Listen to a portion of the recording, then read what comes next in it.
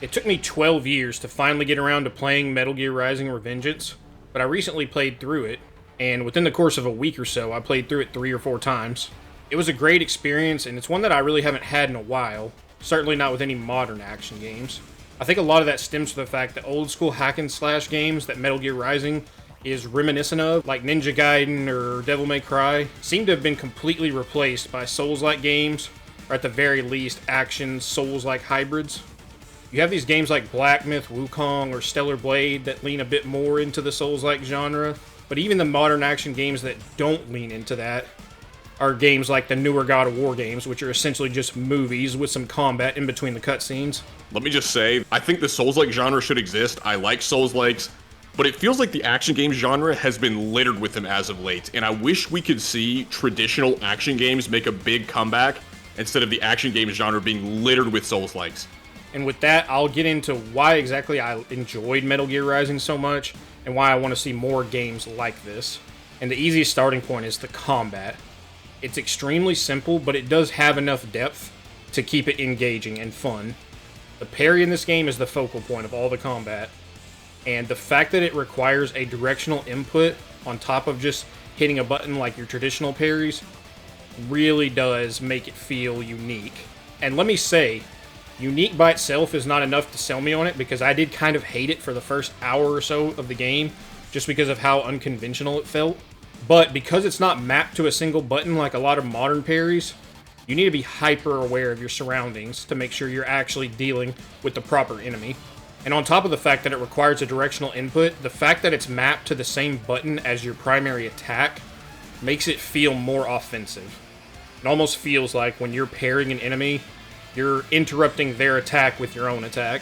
That sounds so refreshing compared to a lot of the Souls-likes we get today, where it feels like it's never your turn and you need to dodge or parry massive combos just to sneak in a couple light attacks. Yes, it's very seamless, and it feels like it's designed to keep you at least feeling like you're on offense all the time. And since you mentioned Souls games, it's also refreshing that the rare times in this game the enemies do have longer attack strings, like Monsoon, they actually have a nice rhythm to them, as opposed to the ridiculous delays and off-rhythm attacks we've kind of become used to with modern Souls-like games. And building on that, the reward for a perfect parry in this game is you get to go back on offense. I feel like that's the biggest issue with a lot of Souls games. It seems like the bosses just kind of style on you, and they get all the cool moves, and in modern Souls games, you just kind of sit back and watch. I think I was watching you play Elden Ring one day, and when you were fighting Melania, she can zoom around the map and close the distance. She's got these long strings that do high damage, and she can even animation cancel out of stuff. Yet you as the player can't do any of this, so it feels like the bosses get to do all the cool stuff. Well, that's part of the problem. I feel like in the action game genre, I should be the one that gets to do all the cool stuff instead of just sitting there and getting style won by a boss while they do all the cool stuff. You know what I mean? Well, that's the appeal. The appeal of the action game genre is the combat. And it feels like in some of those Souls games, you're more of a passenger than an active participant at times.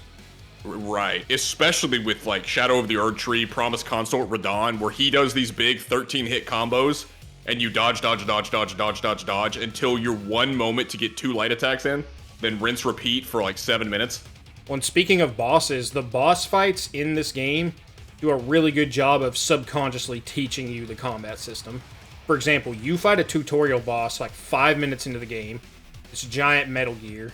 I was almost just brute forcing it by running around and avoiding his attacks without parrying.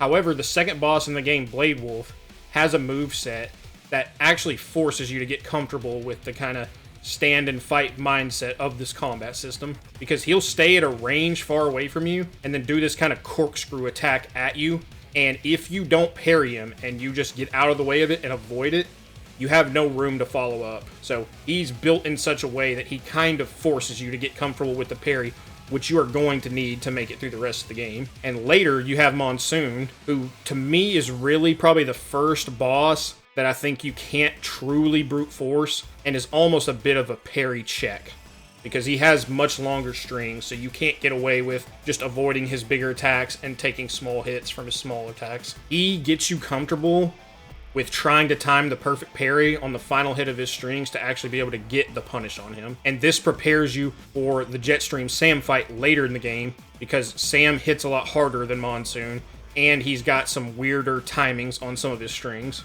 And you'll see that same thing repeated too later in the game with Sundowner, where Sundowner's the first boss that forces you to do the precise cuts in blade mode to open him up. Now, you can brute force this, but learning this mechanic's very important, because you're going to get this same scenario, but to a higher degree with Armstrong at the end of the game, where he throws rocks at you, and you'll need stricter timing against that attack and have to do multiple precise cuts in a row to get past it.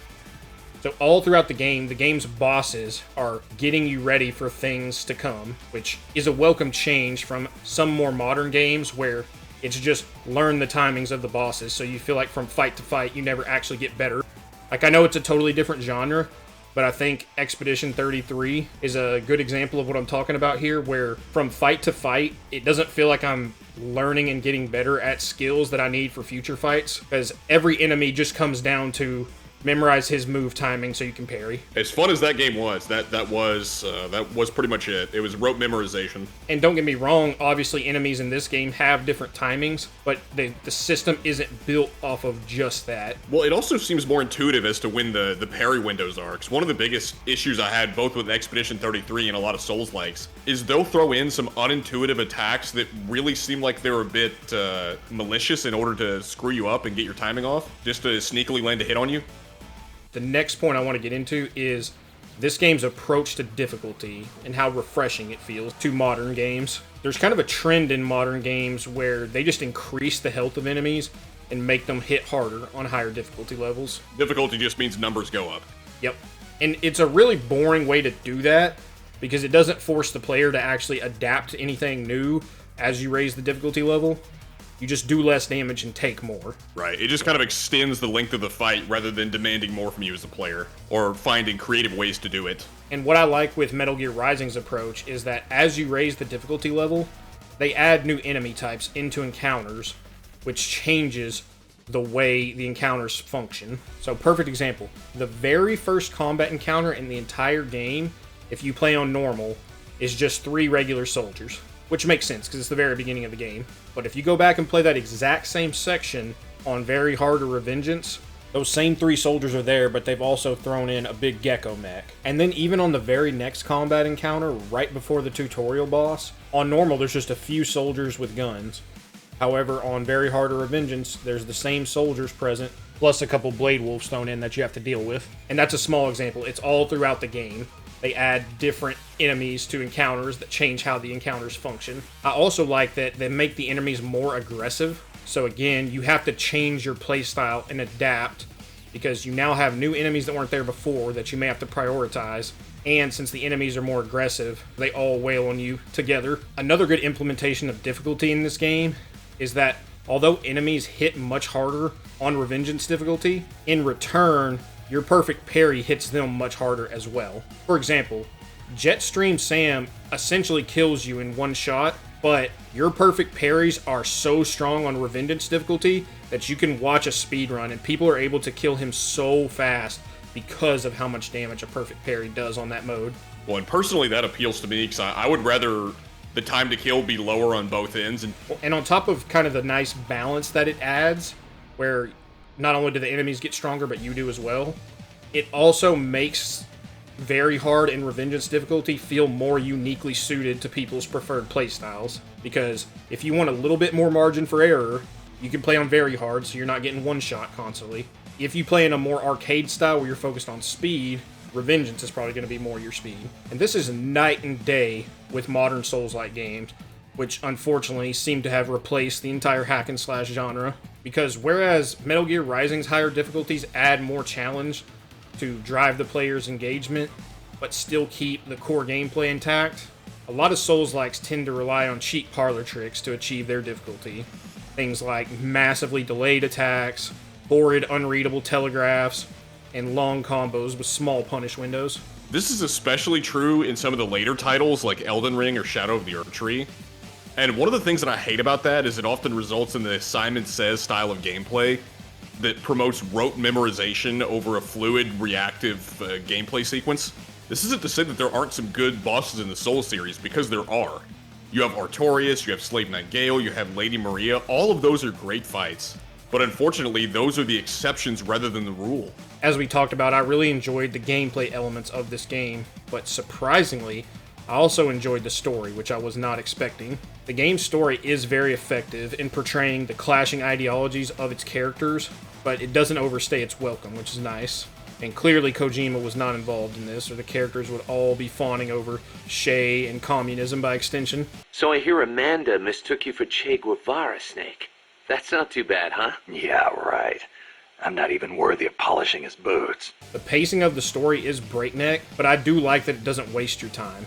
It's very deliberate in what it shows you. The prologue of the game sets the expectation for the roller coaster that is this game. You're thrown straight into a boss battle with this giant Metal Gear, which you're able to take down, but then immediately you get destroyed by Jetstream Sam a few minutes later. And on top of all the over-the-top action, the story actually has some heavy emotional moments that build up the characters as well.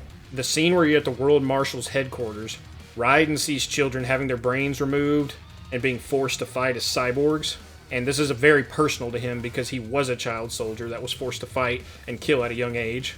And it's also the motivation for him unleashing his Jack the Ripper persona to be able to beat Monsoon. Or you have the final confrontation between Raiden and Armstrong, which is also super compelling because they're both able to point out the hypocrisy in each other's worldviews, but neither are willing to acknowledge their own.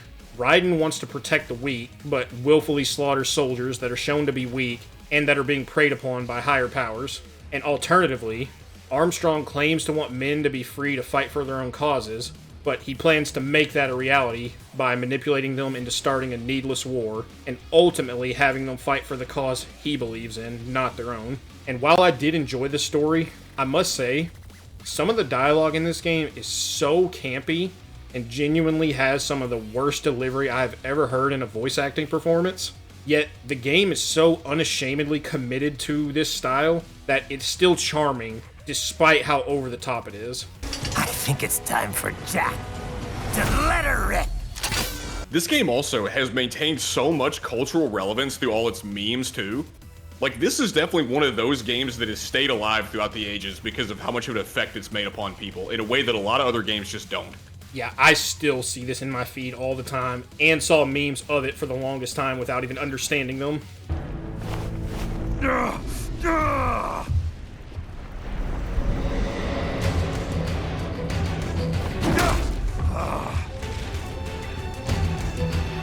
Making the mother of all omelets here, Jack.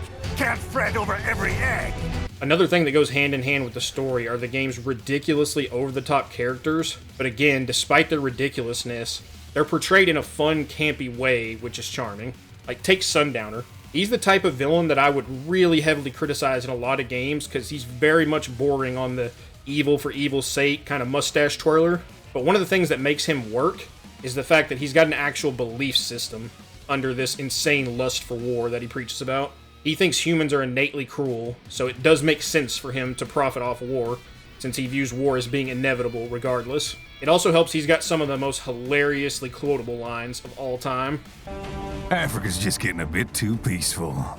All we're saying, Give war a chance. Like I said, kids are cruel, Jack. And I'm very in touch with my inner child.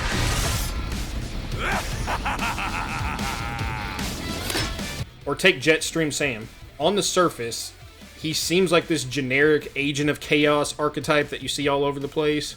He's a mercenary but doesn't seem to care about the money that much, so it's kind of unclear why he's doing what he's doing. He exudes this crazy amount of confidence outwardly, but when you listen to the recording of his conversation with Blade Wolf, you realize he was actually doubting his convictions and wondering if Raiden was right. 2 years I've been working towards this. And on the last day, Blondie has me doubting the whole thing. Which he ends up ultimately washing his hands of the responsibility by saying fate will decide who's correct, depending on who wins the fight to the death between him and Raiden.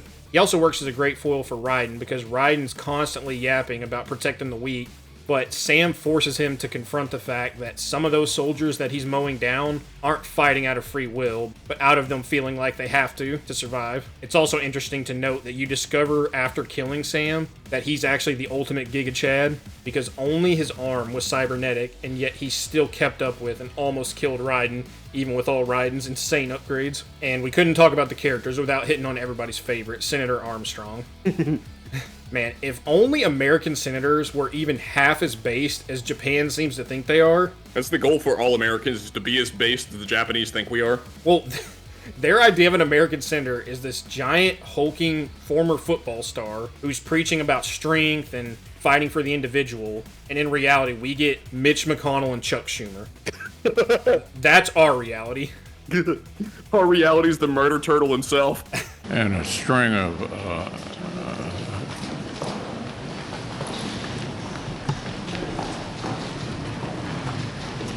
Like, we live in the gayest timeline. Chuck Schumer can't even cook a burger. He was serving up raw burger patties at his cookout. Dude's an alien. Actual lizard man. And one of the reasons Armstrong is so compelling is that although his plan would be viewed as insane to most people, he's shown to be very smart and capable. He plans out this false flag attack to assassinate the current president at a peace meeting in Pakistan, but Raiden shows up to it and kind of throws a wrench in his plan, and he's able to very quickly adapt and make it look like the attack on the American base was done by these extremist groups to galvanize Americans to push for war. And on top of being smart, he's super charismatic. I'm just going to put a clip in of his speech while he's fighting Raiden, and you can easily see this guy has what it takes to get elected. I have a dream. What? That one day, every person in this nation will control their own destiny. A land of the truly free, damn it. A nation of action, not words, ruled by strength, not committee. Where the law changes to suit the individual, not the other way around. Where power and justice are back where they belong. In the hands of the people! And I'd say what's even more important than his intellect or his charisma are his principles and his unwavering dedication to them. His goal is to incite a war to jumpstart the economy, and he plans to use this to get elected and eventually end war as a business. His belief is that America is rotten to the core, and he wants to reshape it into a nation where the strong can fight for their own causes, not for the causes of governments or corporations, which stands in stark opposition to real-life America, where soldiers die for the glory of Israel. Stop noticing. And he's so committed to these principles that even after Raiden beats him, in his final moments, he takes comfort in knowing that even though war as an institution will continue, Raiden is strong, and he always fights for causes he believes in, which is what Armstrong ultimately wanted for America. And in that final scene of the game we get that shows Raiden fighting his own battles off in some street alleyway, kind of hints at the fact that he sees the value in Armstrong's logic, even if he didn't agree with his methods. And that's really all you can ask for from heroes and villains, is they both have at least somewhat compelling cases, even if they're wrong or misguided. Now, compare all those characters you just talked about to, I don't know, any character in a Souls-like, and see if you get even half of that depth, or intrigue, or meme value. It just doesn't happen. The vast majority of characters you meet in a Souls-like game, or in Kazan, Stellar Blade, Lies of P, whatever the case may be, 9 times out of 10, they don't have anything remotely interesting or charming about them. They left no impression, either good or bad. They're completely forgettable, save for like the 1 or 2 memes that you get along the way somewhere. But Radon has a twink riding his back, dude. That's soul right there, man. Curse you, Bale! Curse you, Bale does not hold a candle to the memes in this game. Whenever you compare that to the good old days after 9/11 is such a banger line, like nothing in the Souls-like genre comes even close to that. Like the good old days after 9/11. And the final thing that I really like about this game that makes me want more games like this is the music and the fact that it perfectly complements the style and pace of the game. Now, some of these songs in a vacuum do have a bit of a generic sound, especially the first time you hear them, but I've grown to like them so much over time that I jam them all the time now, even outside the game. They do a great job of setting the mood for each boss fight, and it's also a nice touch that they're synced to play the instrumental version as you're fighting, but then come in with the lyrics as you hit key points within the fight. And what's even cooler is the boss themes also give you certain insights into the characters in the lyrics that aren't revealed in the game. For example, in Blade Wolf's theme, I'm My Own Master Now, the lyrics highlight his discontent with being forced to take orders and his longing for wanting to break free and gain his own free will.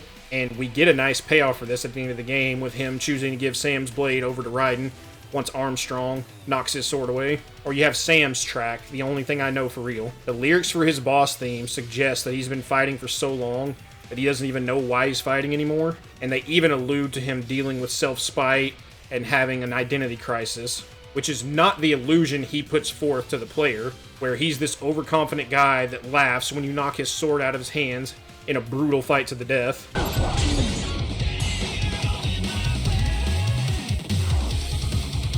Show me a good time, Jack. It adds depth to his character that you don't get from how he presents himself. There's many more, but the last example I'll use is everyone's favorite track that plays in the final boss fight, It Has to Be This Way. This song could apply to either Armstrong or Raiden.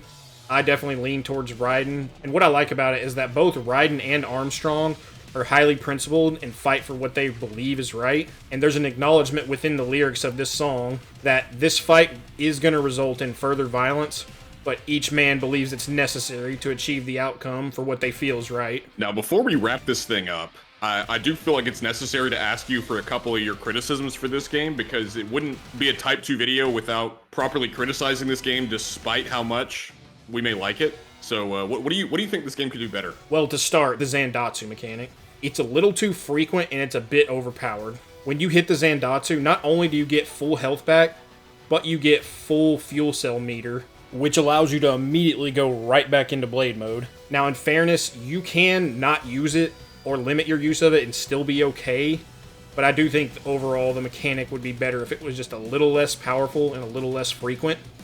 However, I will say it does add a nice gimmick and variation to the Sundowner and Armstrong fight.